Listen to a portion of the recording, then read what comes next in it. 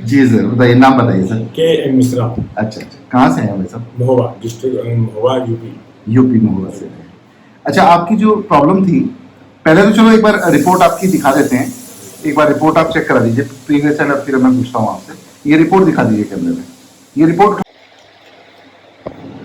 It's 11.2, और एक ये अभी की जो आपकी आज की आई है इसका आप दिखा दीजिए। It's totally normal 6.9। बहुत बढ़िया। अब इसको रख दीजिए।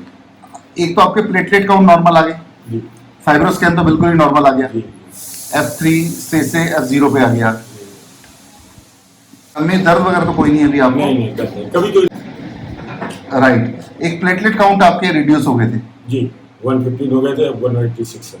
1,15,000 हो गए थे, अभी 1,86,000 पहुंच गए हैं।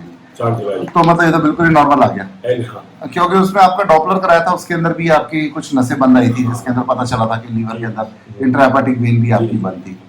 राइट। ठीक है सर, कोई नहीं, अभी आज आपका डॉपलर और करा लेते हैं। फाइब्रोस्कैन तो बिल्कुल नॉर्मल आ गया। आगे नेक्स्ट में क्या करना है वो भी मैं आपको फिर सजेस्ट करता हूँ। खाने पीने का तो अभी जैसे चल रहा था वैसे ही चलता रहेगा। इसमें टोटल कितना समय लगा आपका, ये पहला फाइब्रोस्कैन और इस वाले में? मेरे ख्याल से करीब 8 मंथ। 7 to 8 मंथ्स लगे। Right right right, 7 to 8 month के अंदर अपना ये कंप्लीट। अब ये F0 पे आ गया, अब इसके अंदर आपको कोई रिस्क नहीं है। अब बस केवल अब सॉफ्टनेस प्रॉपर हो चुकी है। अब ये है कि छोटी मोटी जो चीज़ें हैं इंटरनल लीवर के अंदर को डिफिशियंसीज होंगी, उनको जैसे करना होगा तो वो फिर उस हिसाब से देख लेंगे सर। कोई बात नहीं, ठीक है जी।